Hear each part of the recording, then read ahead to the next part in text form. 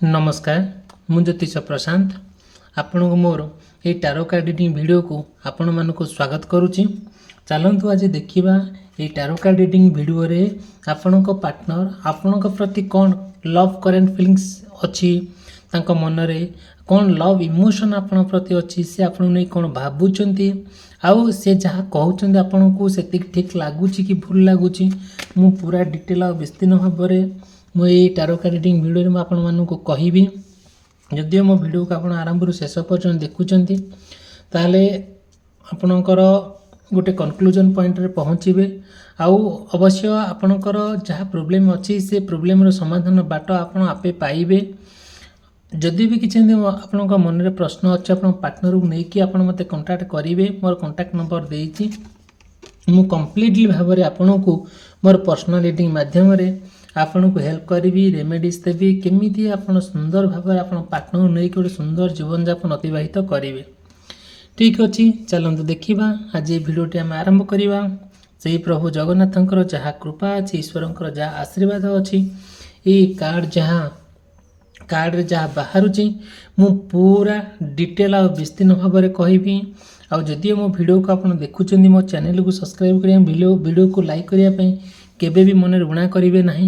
मोर आंतरिकता इच्छा अच्छी आपण मानक हेल्प करवा आपण मान सहित कनेक्ट होकर आ गोटे परिवार होकर तेणुक मोर इच्छा जे मोर आशा अच्छे कि हाँ जदिव मुझे आपन सहित कनेक्ट होगा चाहूँगी कि आप मो सहित कनेक्ट होगा चाहूँगी मोर चैनल को सब्सक्राइब करने वीडियो को लाइक करने नोटिफिकेशन ऑन करके रखिया नोटिफिकेशन ऑन करने के भूलिए ना। ठीक अच्छे चलते आम आरंभ करवा। देखो जदि आपणकर कि पार्टनर मीन राशि कुंभ राशि एवं मकर राशि होता है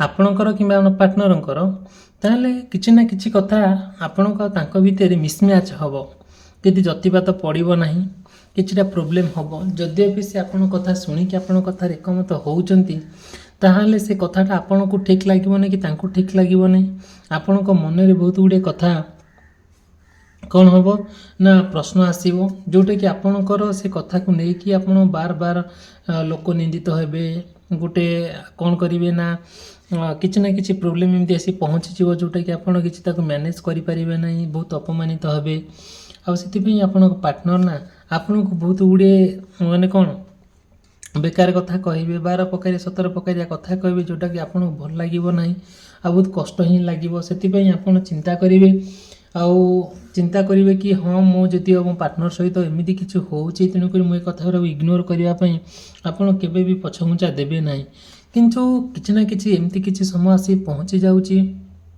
जोटा कम्प्लीटली भाव में आपणकर किसी ना कि माने सपोर्टटा टिके लाकुना रही जाऊँगी आपण पार्टनर आपन को सपोर्ट करना कि आपण तांका प्रति जो स्नेह श्रद्धा भल पाइबा अच्छी से सब जिन धीरे धीरे कहीं कमी जाऊँगी तेणुक एमती कहीं हो रियल कथा आप जानापी बहुत प्रकार चेष्टा करूँ सत धीरे धीरे आउ से जो जिनसा आपण मन भितर आसूँ जो आग्रहटा आसूँगी से आपन को बहुत खराब लगुच बहुत दुख लगुच कौन करा किसी ना कि एमती प्रोब्लेम आसी जा पहुँची जाऊँगी आपन से कथार गोड़े माने से कथार छंदी होकर रही जाऊँ आगू जावाई जिते चेष्टा कले भी जावाई बहुत कष्ट हो धीरे धीरे आपणकर डिसीजन गुड़ा पेंडिंग हो रही जाऊँगी धीरे धीरे जो डिसीजन नेबापी चाहूँगी आप पार्टनर से पूरा संपूर्ण भाव में आप मन भितर रही जाऊँगी आपड़ कि भाभी पारु ना कौन करवा दरकार बोली।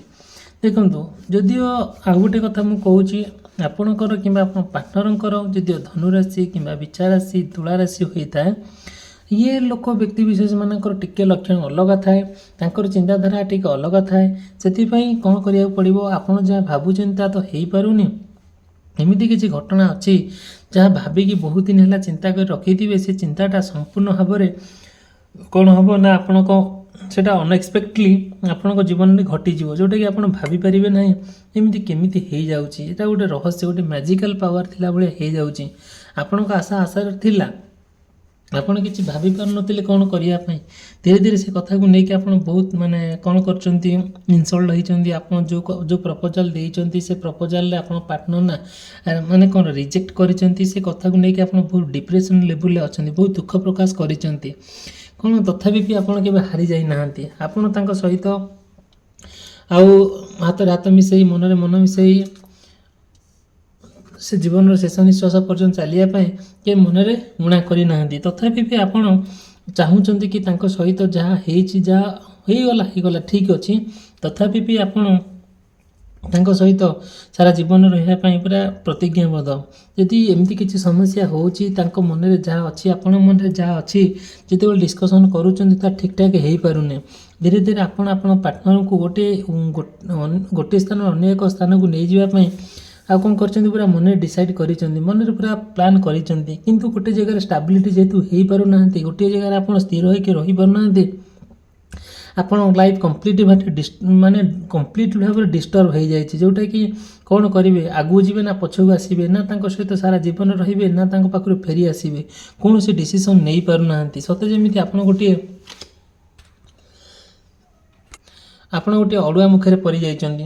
ସେଥିପାଇଁ ଆପଣ କ'ଣ କରିବେ କିଛି ଭାବିପାରୁନାହାନ୍ତି। ତଥାପି ବି ଆପଣ ସେ କଥାକୁ ନେଇକି ବହୁତ ରିଗ୍ରେଟ୍ ଫିଲ୍ କରୁଛନ୍ତି, ଯେଉଁଟାକି ଆପଣ ଯାହା ଚାହୁଁଛନ୍ତି ତାହା ହେଇପାରୁନାହିଁ। ସବୁବେଳେ ତାଙ୍କ କଥାରେ କିଛି କ୍ଲାରିଟି ଆପଣ ପାଉନାହାନ୍ତି। ସତେ ଯେମିତି କୌଣସି ତାଙ୍କ ପାଖରୁ ଆପଣ କୌଣସି ସତ୍ୟତା ପାଇପାରୁନାହାନ୍ତି। ସେତେବେଳେ ଯାହା ଆପଣ ପାଉଛନ୍ତି ସେଇଟା ଆପଣଙ୍କ ପାଇଁ ସୁଇଟେବୁଲ୍ ହେଇପାରୁନାହିଁ। ସେଥିପାଇଁ ଆପଣଙ୍କ ମନରେ ବହୁତ ରାଗ ଆସୁଛି, ଅଭିମାନ ଆସୁଛି, ଅହଙ୍କାର ମଧ୍ୟ ଆସୁଛି। ସେଥିପାଇଁ ଯେଉଁ କଷ୍ଟ ଯନ୍ତ୍ରଣାଟା ଆପଣଙ୍କ ଭିତରେ ହେଉଛି ନା, ସେଇଟା ଆପଣ ଯେତେବେଳେ ତାଙ୍କ ପାଖରେ ଏକ୍ସପୋଜ୍ କରୁଛନ୍ତି, ସେସବୁ ଜିନିଷଟାକୁ କେବେ ବୁଝୁନାହାନ୍ତି କି ଆପଣଙ୍କୁ କିଛି କହୁନାହାନ୍ତି। ସେଥିପାଇଁ ଆପଣ ସେଇ କଥାକୁ ନେଇକି ଆପଣ ବି ବହୁତ ରିଗ୍ରେଟ୍ ଫିଲ୍ କରୁଛନ୍ତି, ଯେଉଁଟାକି ଆପଣ ଯାହା ଚାହୁଁଛନ୍ତି ସେଇଟା ଆପଣ କରିପାରୁନାହାନ୍ତି। ଦେଖନ୍ତୁ, ଯଦିଓ ଆପଣଙ୍କର କିମ୍ବା ଆପଣ ପାର୍ଟନରଙ୍କର କନ୍ୟା ରାଶି, ସିଂହ ରାଶି, କର୍କଟ ରାଶି ହୋଇଥାଏ, ଏହି ବ୍ୟକ୍ତିବିଶେଷମାନଙ୍କର ଟିକେ ସମ୍ପୂର୍ଣ୍ଣ ଭାବରେ ତାଙ୍କ ଚିନ୍ତାଧାରା ଅଲଗା ଥାଏ। ଦେଖନ୍ତୁ, ଯଦି ବି ମୁଁ ଯେଉଁ ଭିଡ଼ିଓଟି ଆପଣଙ୍କ ପାଇଁ କରୁଛି, ସେ ଭିଡ଼ିଓଟା ମେ ବି ଆପଣଙ୍କ ସହିତ କନେକ୍ଟ ହେଇପାରେ, ମେ ବି ନ ହେଇପାରେ। ଯଦି ବି କିଛି ପ୍ରୋବ୍ଲେମ୍ ଅଛି, ମୋତେ ଆପଣ କଣ୍ଟାକ୍ଟ କରିବେ। ଆପଣ ପାର୍ଟନରକୁ ନେଇକି ହେଉ, କ୍ୟାରିୟର ପ୍ରୋବ୍ଲେମ୍ ହେଉ, କିମ୍ବା ବିଜନେସ୍ ରିଲେଟେଡ଼୍ ହେଉ, ଯାହା ଆପଣଙ୍କର ଆଷ୍ଟ୍ରୋଲୋଜିକୁ ନେଇକି ହେଉ, ଯଦି କିଛି ପ୍ରୋବ୍ଲେମ୍ ଅଛି ମୋତେ ଆପଣ କହିବେ। ମୁଁ ମୋର ପର୍ସନାଲିଟି ମାଧ୍ୟମରେ ତାର ସମାଧାନ ବାଟ ଆପଣଙ୍କୁ ଦେଖେଇବି। ଆପଣ ଅବଶ୍ୟ ଏ ଭିଡ଼ିଓରେ ବହୁତ ଗୁଡ଼ିଏ କଥା ଆପଣ ଜାଣିପାରିବେ। କିନ୍ତୁ ଯଦି ବି କିଛି ଭିଡ଼ିଓରୁ ଜାଣିପାରୁନାହାନ୍ତି, ମୋତେ ଆପଣ କଣ୍ଟାକ୍ଟ କରିବେ। ମୋର କଣ୍ଟାକ୍ଟ ନମ୍ବର ଦେଇଛି। ମୋର ପର୍ସନାଲିଟି ମାଧ୍ୟମରେ କମ୍ପ୍ଲିଟ୍ ଭାବରେ ଆପଣଙ୍କୁ ରେମେଡ଼ିଜ୍ ଦେବି, ହେଲ୍ପ କରିବି। ଯଦି ମୋ ଭିଡ଼ିଓଟି ଭଲ ଲାଗୁଛି, ମୋ ଚ୍ୟାନେଲକୁ ସବସ୍କ୍ରାଇବ୍ କରିବା ପାଇଁ, ଭିଡ଼ିଓକୁ ଲାଇକ୍ କରିବା ପାଇଁ କେବେ ବି ଭୁଲିବେ ନାହିଁ। ଠିକ୍ ଅଛି। ଯେଉଁ ରାଶି ବିଶେଷ ବ୍ୟକ୍ତିମାନଙ୍କର କହିଲି, କନ୍ୟା ରାଶି, ସିଂହ ରାଶି, କର୍କଟ ରାଶି, ଏହି ତିନି ବ୍ୟକ୍ତି ବିଶେଷମାନଙ୍କର ଦେଖିବେ ଯେ ତିନି ରାଶି ବିଶେଷ ବ୍ୟକ୍ତିମାନଙ୍କର ତାଙ୍କର ଟିକେ ଚିନ୍ତାଧାରା ଅଲଗା ଥାଏ। ଯେତେବେଳେ ଆପଣ କିମ୍ବା ଆପଣ ପାର୍ଟନରକୁ ନେଇକି ଯାହା ଭାବୁଛନ୍ତି ତାହା ହେଇପାରୁନାହିଁ, ସମ୍ପୂର୍ଣ୍ଣ ଭାବେ କ'ଣ ହେଉଛନ୍ତି, ଗୋଟେ ଡିରେକ୍ସନଲେସ୍ ହେଇଯାଉଛନ୍ତି, ଗୋଟେ ଦିଗହରା ହେଇଯାଉଛନ୍ତି, ଯେଉଁଟାକି ଆପଣ ଡିସାଇଡ଼୍ କରିପାରୁନାହାନ୍ତି କେଉଁ ଦିଗରେ ଯିବେ, କେଉଁ ବାଟରେ ଗଲେ, ଉପଯୁକ୍ତ ବାଟରେ ଗଲେ ଆପଣ ପାର୍ଟନରକୁ ପାଇପାରିବେ କି ନାହିଁ। ସେଥିପାଇଁ ଆପଣ ମନରେ ବହୁତ ଗୁଡ଼ିଏ ଲୋ କନଫିଡେନ୍ସ ରହିଯାଉଛି। ସେତିକି ଆପଣ ନିଜକୁ ଆଉ ବାଲାନ୍ସ କରିପାରୁନାହାନ୍ତି, ଯେଉଁଟାକି ତାଙ୍କ ସହିତ କେମିତି ଗଲେ ଗୋଟେ ଲକ୍ଷ୍ୟସ୍ଥଳରେ ପହଞ୍ଚିବା, ଗୋଟେ ଅନ୍ୟ ଏକ ସ୍ଥାନରେ ପହଞ୍ଚିବା, ଗୋଟେ ଠିକ୍ ଟାଇମ୍ରେ ପହଞ୍ଚିବା, ଠିକ୍ ସମୟରେ ପହଞ୍ଚିବା। ଆଉ ସେଥିପାଇଁ ନା ଆପଣ ଦ୍ୱନ୍ଦ୍ୱରେ ପଡ଼ିଛନ୍ତି, କିଛି ଡିସାଇଡ଼୍ କରିପାରୁନାହାନ୍ତି, ଯେଉଁଟାକି ଆପଣ ଡିସିସନ୍ ଠିକ୍ସେ ନେଇପାରୁନାହାନ୍ତି। ସେ ଡିସିସନ୍ ଆପଣଙ୍କ ଭିତରେ କିଛି ନା କିଛି ଅଭାବ ରହିଯାଉଛି। ଆଉ ଆପଣଙ୍କ ଯାହା ସେ ବାବଦକୁ ନେଇକି ଭାବୁଛନ୍ତି, କିଛି ଏତେ ଭଲ ଭାବି ପାରୁନାହାନ୍ତି। କ'ଣ କଲେ ଠିକ୍ ହେଇପାରିବ, କ'ଣ କଲେ ଆଉ ତାଠାରୁ ବେଟର୍ ହେଇପାରିବ, ସିଚୁଏସନ୍ଟା କେମିତି ବଦଳିଯିବ, ସେ କଥାକୁ ନେଇକି ଆପଣ ବହୁତ ଚିନ୍ତାମଗ୍ନ ଅଛନ୍ତି। କିନ୍ତୁ ଆପଣଙ୍କ ପାର୍ଟନର ନା ଯାହା ଆପଣଙ୍କ ସହିତ କରୁଛନ୍ତି କିଛି ଭଲ କରୁନାହାନ୍ତି। ସେଥିପାଇଁ ନା ଆପଣ ବହୁତ ହାରାସ ହେଇଯାଇଛନ୍ତି, ମେଣ୍ଟାଲି ବହୁତ ସଫର ହେଇଯାଇଛନ୍ତି। କ'ଣ କରାଯିବ? ଧୀରେ ଧୀରେ ଆପଣ ପାର୍ଟନରକୁ ନେଇକି ଯାହା ଚିନ୍ତା କରିଛନ୍ତି, ଚିନ୍ତାଟା ସବୁବେଳେ ସେଇଟା ଠିକ୍ ହେଇପାରୁନି, ଭାରି କଷ୍ଟ ହେଉଛି। ଧୀରେ ଧୀରେ ଆପଣ ପାର୍ଟନରକୁ ନେଇକି ଯାହା ଭାବିଛନ୍ତି ସେଇଟା ଠିକ୍ ହେଇପାରୁନି, କ'ଣ କରାଯିବ? ସମ୍ପୂର୍ଣ୍ଣ ଭାବରେ ଆପଣ ସେ କଥାକୁ ନେଇକି ଆପଣ ବହୁତ ଚିନ୍ତାମଗ୍ନ ଅଛନ୍ତି। ତାଙ୍କ ସହିତ ଯେଉଁ ସମୟଟା ଆପଣ ଅତିବାହିତ କରିଥିଲେ ଆଗରୁ, ଆପଣ ପାର୍ଟନର ସହିତ ଯୁଆଡ଼େ ଯାଇଛନ୍ତି, ଫଟୋ ଉଠାଇଛନ୍ତି, କିମ୍ବା ଯାହା ବି ତାଙ୍କ ସହିତ ଗୋଟେ ଆକ୍ଟିଭିଟି କରିଛନ୍ତି, ତାଙ୍କର ଆପଣଙ୍କ ପ୍ରତି ଯାହା ଫିଲିଙ୍ଗସ୍ ଅଛି, ଆପଣଙ୍କ ତାଙ୍କ ପ୍ରତି ଯାହା ଫିଲିଙ୍ଗସ୍ ଅଛି, ଯେଉଁ ସବୁ ମେମୋରି ସ୍ମୃତି ସବୁ ରହିଯାଇଛି ଆପଣ ତାଙ୍କ ଭିତରେ, ସେସବୁ ଜିନିଷଟାକୁ ଆପଣ ବହୁତ ମନେ ପକାଉଛନ୍ତି। ସେ ସେଇ ଅତୀତ ଜିନିଷକୁ ବହୁତ ଚିନ୍ତା କରୁଛନ୍ତି, ତେଣୁକରି ସେ ଜିନିଷକୁ ବହୁତ ଆପଣ ମିସ୍ କରୁଛନ୍ତି, ଆଉ ବହୁତ ମିସ୍ କରୁଛନ୍ତି, ଯେଉଁଟାକି ଆପଣ ଭାବିପାରୁନାହାନ୍ତି ଏ କାହିଁକି ମାନେ ଏତେ କାହିଁକି ସେ କଥା ପୁରୁଣା କଥା ମନେ ପଡ଼ୁଛି ବୋଲି। ତେଣୁକରି ଆପଣ ଏତେ ଇମୋସନାଲି ତାଙ୍କ ସହିତ ଜଡ଼ିତ ହୋଇଯାଇଛନ୍ତି, ଆଉ ସେଥିପାଇଁ ଆପଣ ଚିନ୍ତା କ'ଣ କରିବା ମାନେ କିଛି ଭାବିପାରୁନାହାନ୍ତି। ଆପଣ ଆଶାଶୂନ୍ୟ ହୋଇଯାଇଛନ୍ତି, ପୁରା ସମ୍ପୂର୍ଣ୍ଣ ଭାବରେ ହୋପଲେସ୍ ହୋଇଯାଇଛନ୍ତି। ତେଣୁକରି କ'ଣ କରିବେ ଆପଣ କିଛି ଭାବିପାରୁନାହାନ୍ତି କେଉଁ ଦିଗରେ ପହଞ୍ଚିବେ, କେଉଁ ଦିଗରେ ଗଲେ ଠିକ୍ ହୋଇପାରିବ ବୋଲି।